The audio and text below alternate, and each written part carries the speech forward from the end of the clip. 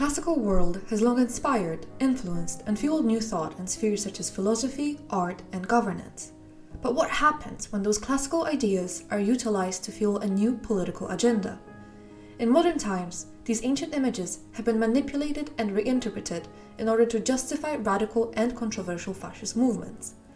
Join us as we uncover the ways in which classics have been used not as a cultural appropriation of the past, but rather as a tool to push a dangerous ideology. But first, what is fascism? Fascism does not have a single agreed-upon definition by scholars. Our research in this video is based on the Merriam-Webster dictionary definition.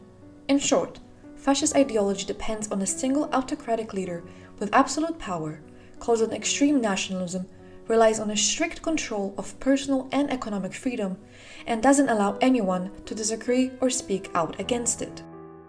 The word fascist comes from the iconic Fascist symbol, an ancient Roman symbol of authority which was used by the Italian fascist movement in the 20th century, a movement that cannot be unpacked without first addressing its ancient Roman roots. The appropriation of ancient iconography for propagandistic purposes dates back to, antiquity.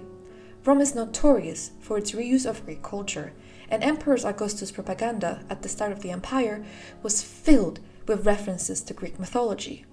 It is important to note that the concept of fascism dates to the 20th century and cannot be retroactively assigned to the Roman Empire.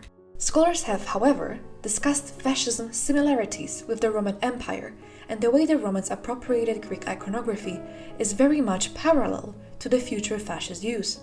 In 27 BCE, Augustus truly became an emperor, and while he disguised his rule as still being republican, he sought to legitimize his autocratic dictatorship. Amongst other imagery, he used Greek imagery to connect the empire with a glorious past, even commissioning the Aeneid, directly connecting the Roman past to Greece. In it, the Trojan Aeneas escapes Troy with his father and son, traveling to Italy to fulfill his divine destiny of founding Rome. A prophet even foretells the rule of Augustus himself and the Augustan peace he brings. He crafts himself as the natural rebirth of past greatness and a divine peacebringer. Monuments, statues, and public spaces were carefully designed or repurposed to reinforce these messages. Augustus famously claimed he found a city of brick and left it a city of marble. Benito Mussolini, the dictator of fascist Italy from 1922 to 1943, was one of the first proponents of fascism. In fact, many credit him with the origination of the ideology called Italian fascism or classical fascism.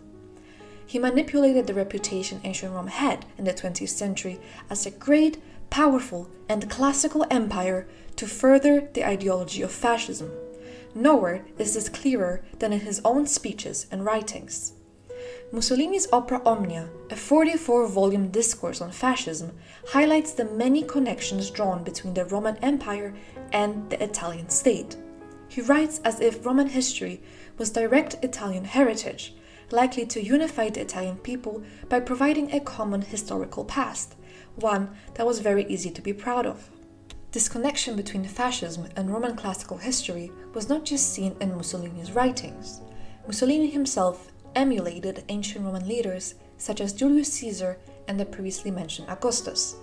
He connected his dictatorship with the rule of the Romans, who through personal leadership brought together and united Rome in an unprecedented way.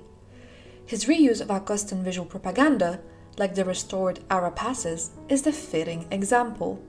Hero worship developed around him, similar in scale to the adoration given to the Roman emperors.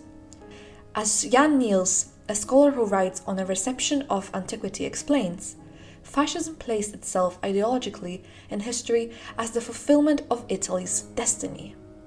Italy's destiny, in Mussolini's eyes, was to once again become as powerful, historical, and inspiring as the Romans.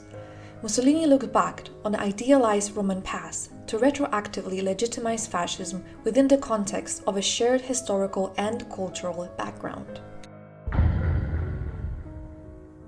Donald Trump's appointment of Elon Musk as head of the Department of Government Efficiency sparked widespread debate and concern, as the elevation of private interest over public institutions is a defining feature of fascist governance.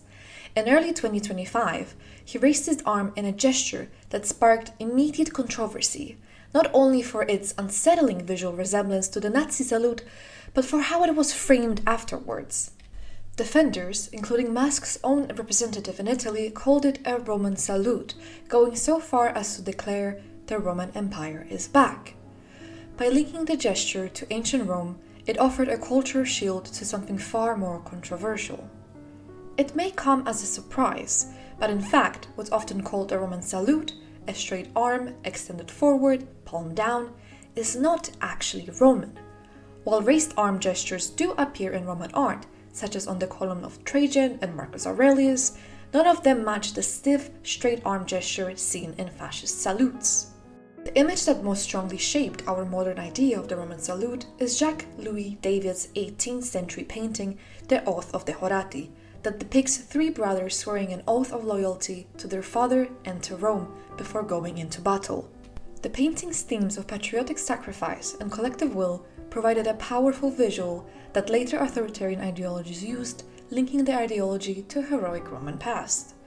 By wrapping fascist symbols in classical aesthetics, modern figures, specifically from the far right, managed to obscure their true meaning and make dangerous ideas seem like respectful nods to ancient heritage.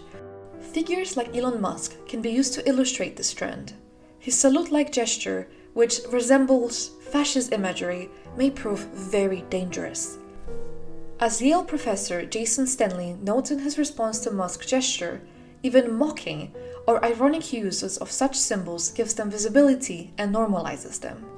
Musk's refusal to clarify or reject the gestures and him reposting the memes that turn them into jokes further feeds into this idea. In this case, the classics aren't being reinterpreted or appreciated. Instead, they are being used as a shield, a way to give controversial actions a sense of tradition and classical reasoning. It shows just how easily classical imagery can be taken out of context and repurposed.